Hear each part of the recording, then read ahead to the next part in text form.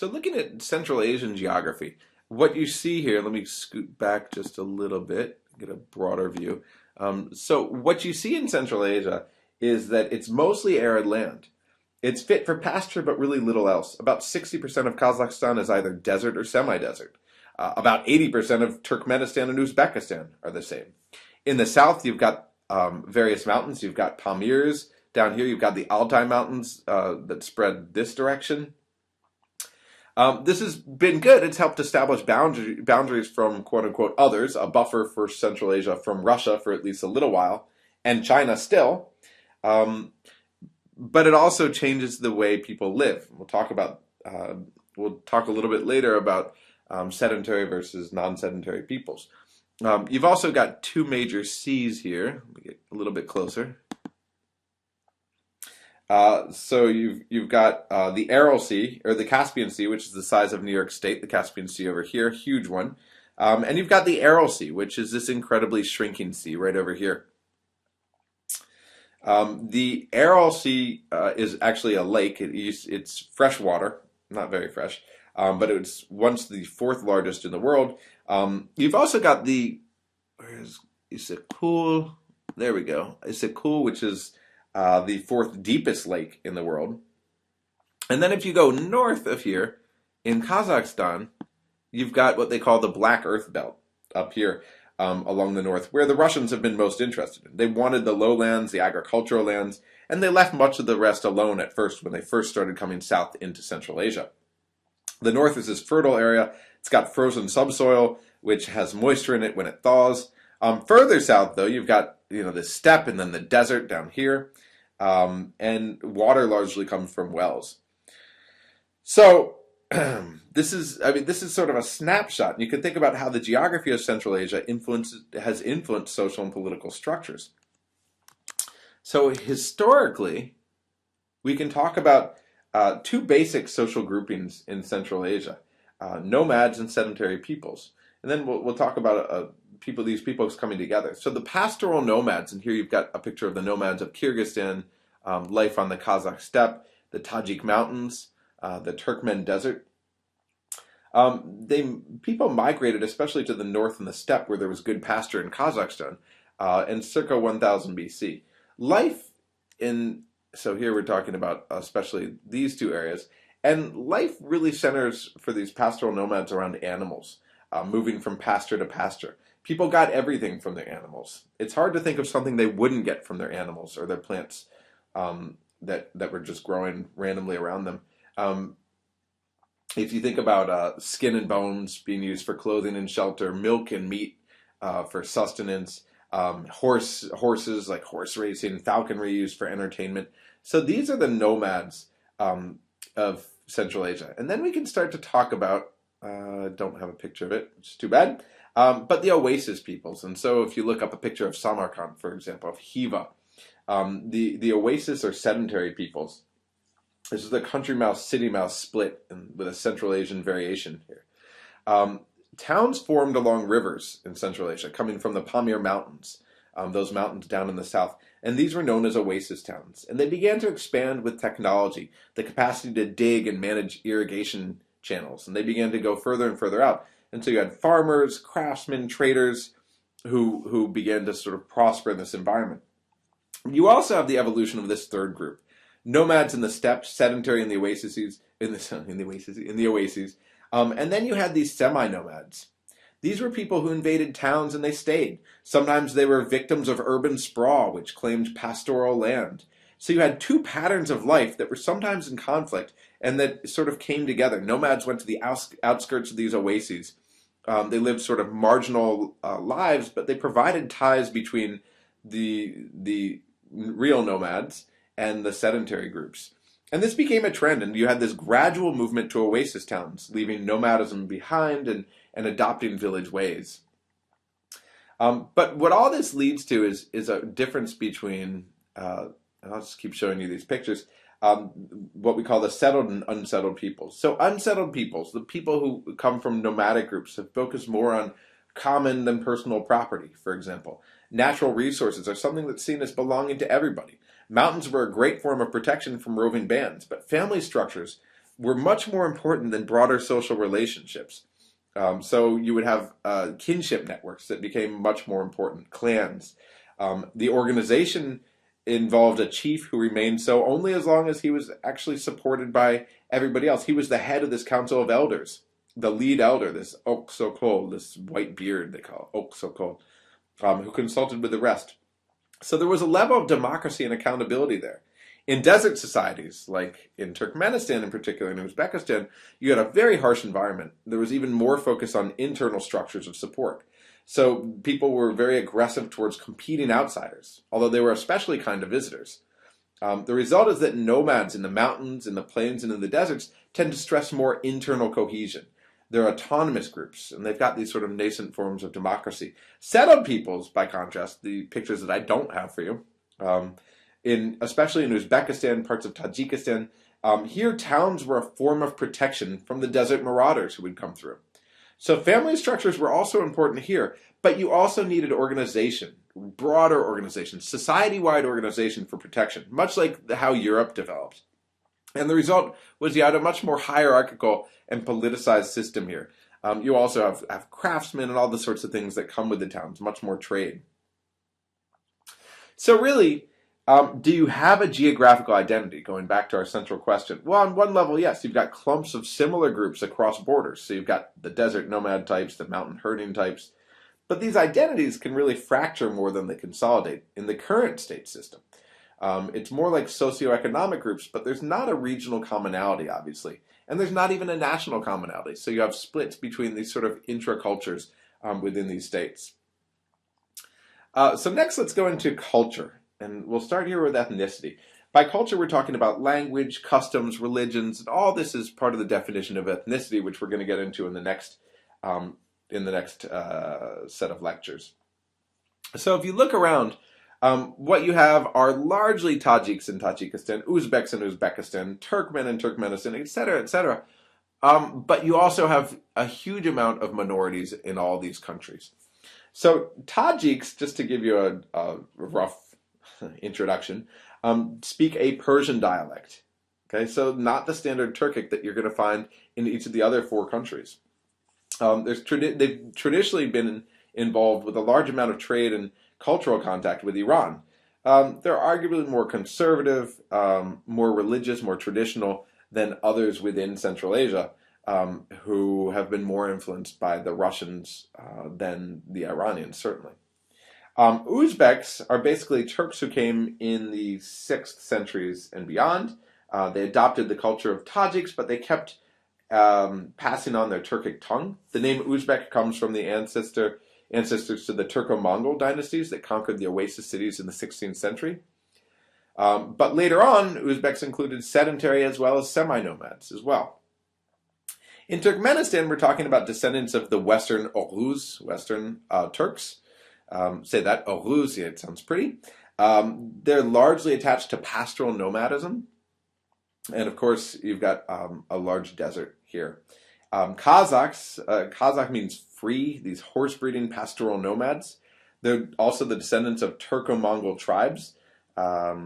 Large amounts of land and natural boundaries, and especially a lack of Russian interest at first, left them really unbothered for a long time. But when the Russians came, though, they were right in their path of interests. And so, of course, you've got all these pockets of, and they're not even pockets, they're huge numbers of Russians up here. And you've got other Slavs there as well.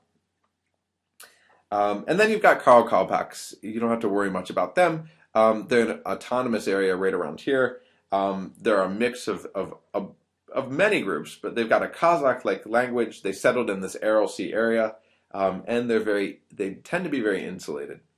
Now, given this, what you have, if you look at the map here, is you're going to find large numbers of, for example, Tajiks in Uzbekistan. You're going to find lots of Russians everywhere, and the map doesn't actually do a great job signing that. You've got Uzbeks down here, even across the border in Afghanistan.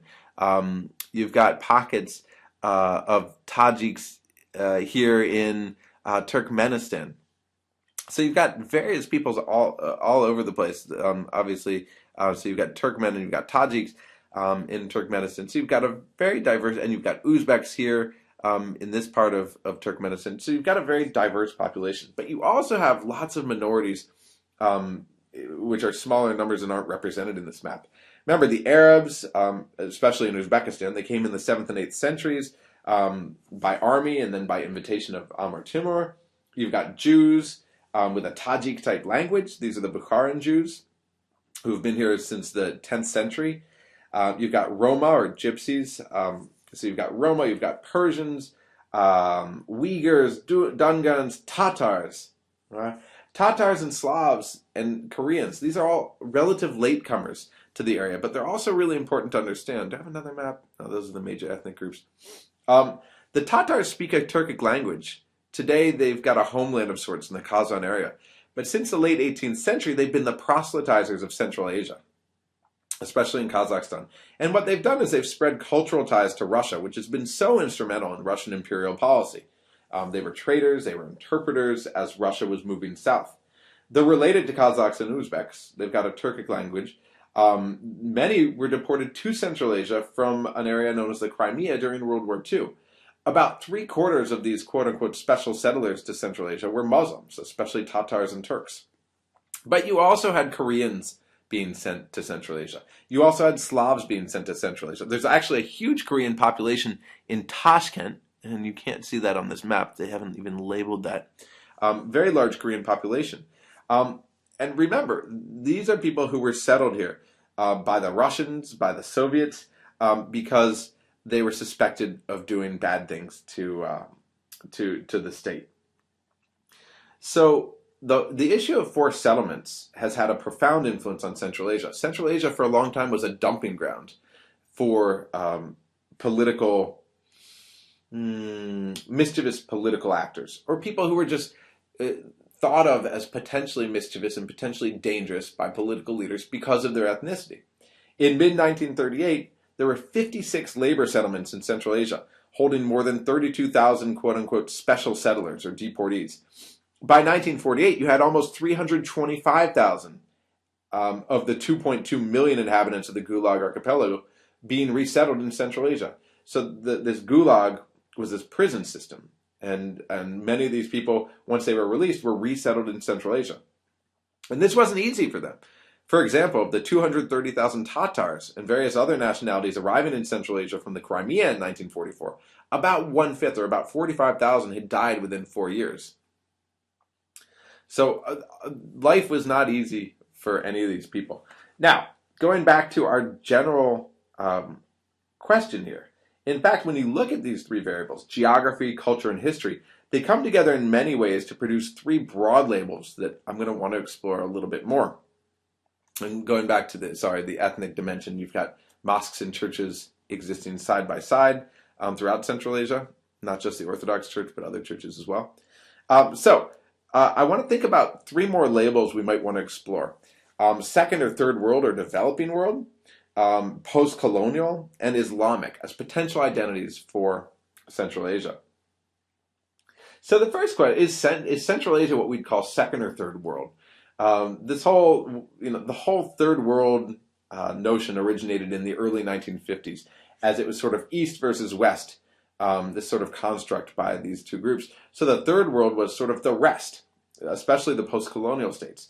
It's a grouping of states with common or comparable economic situations, but by the early 1990s, this was challenged. They weren't just the poor countries anymore. Some of them, like Korea, Taiwan, Brazil, Mexico, they were now called newly industrializing countries. They had fast economic improvements. So there are lots of problems with saying something's first, second, or third world, more, or even developed or developing world. You've got lots of contrasts there too. So this would be a map of the developing world. Do we want to consider them part of the developing world? Well, kind of. I mean, as post-Soviet, they're not. It's hard to put them in the same camp as other places in the developing world, given their level of education, the infrastructure that the Soviets left, and they've also got huge natural resources, which I talked about on the introduction day. So maybe that's not a great way, but it's another way of looking at them.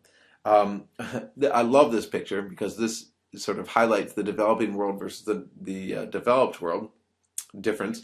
And of course, you see over here, Central Asia is primarily dark. Okay, this is Central Asia over here. Um, but India and China, which are sort of skyrocketing, are much brighter, at least in the east and really all over India. Much of Africa is quite dark. Same with Australia because no one lives there. Large parts of South America as well. But again, the idea here is the developed versus developing world. I just love this picture. We can look at GDP per capita, and Central Asia sort of fits into this developing world context. If this is the developed world over here, the West. We can also look at something a little bit different, the post-colonial world. If we want to think of Central Asia as a post-colonial entity, we can try to do this, and I think this actually works really well. Let me see if there's a map. So, well, that's a little bit different. So, post-colonial has largely been a synonym for third world, but with a less negative connotation.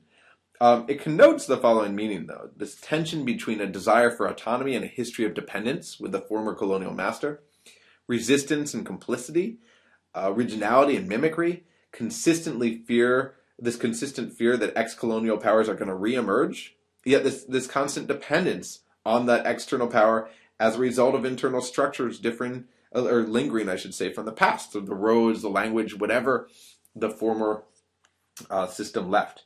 So what does it mean to be colonized? Well, you've got an indigenous government that's substituted by external rule, everything that we're going to talk about in the next class. We've got a local culture that adapts to the culture of the new metropole. The metropole is the center of the empire. So a new religion, a new language that's being brought in. History is being rewritten from the new center's perspective. And again, in Central Asia, we've had history rewritten again since the end of the imperial period, since the end of the Soviet Union. Economic production tends to be developed in accordance with the metropole demands, not in accord with what locals need or what they're used to producing. Currency is disfavored or abandoned, and instead the currency of the metropole, the imperial powers, is adopted. The periphery tends to be starved of development so that it can remain dependent on the metropole, the center. And there tends to favor mass monoculture in these imperial states, especially in the agricultural sphere. So think about the peanut farms in Western Africa, coffee bean plantations. In Central Asia, the crop of choice was cotton. Made no sense whatsoever, and we'll talk a lot about cotton in this class, but that's what it is. And then, of course, the political opposition was frequently suppressed because that was the opposition to the imperial state, to the colonial state. So this is another way of thinking, and it is very much a post-colonial state, so this is another one that works in a lot of ways. Finally, what about calling Central Asia an Islamic or non-Islamic? So looking at a Muslim versus non-Muslim world perspective. One of the problems with doing this is, of course, when we go back to the ethnicity thing here, what you find is that there are a lot of people who are not Muslims who live in Central Asia. This is compounded by the fact that for many, many years, you're talking about a region where atheism was predominant. In other words, what the Russians and the Soviets were pushing was atheism. Not the Russians, but the Soviets under the Russians. So after 1917, atheism was pushed on people. And so you have this sort of self-identification question. Do I identify myself as Muslim or not? A lot of people still do in Central Asia, and probably easily a majority do. Which doesn't mean that Islamization is easy or likely in Central Asia. It's hard to imagine Islam coming back and being a unifier for a bunch of reasons. One is ideology. People differ. Another one is ethnic affiliation. Another is clan affiliation. There are all these different identities that override Islam as an identifier. So here's a picture of the sort of Islam that you find. So Shia Islam is common in Iran, in particular, part of Iraq, Azerbaijan, in particular, in parts of Afghanistan, and here in Dushanbe and Tajikistan, but primarily in Central Asia, we're talking about Sunni Islam, just as that's the predominant Islam in Turkey and throughout the Arab world. So that's the sort of Islam we're talking about here. So all these things can potentially be used as identifiers. Developing world, post-colonial, even better. Islamic to a certain degree. Now, we're going to talk a lot about, again, this is sort of an introduction. We'll talk a lot about this later, but one of the other big issues in Islam is it might be a self-identification as Muslim in Central Asia, very common. At the same time, though, Muslims there are likely to drink vodka in large amounts. They're likely to eat pork, things that Muslims aren't supposed to do. So, in conclusion here, Central Asia is all these various things. It doesn't fit easily into one pre-established paradigm without losing the understanding of defining characteristics of Central Asia. Now, in the next class, we're going to look at how some of these, why Central Asia has evolved into the place that it's in by looking at imperial rule in Central Asia from the Russian entry on up to the Soviet period. So we'll stop right there. If we can, and we can, I swear we can.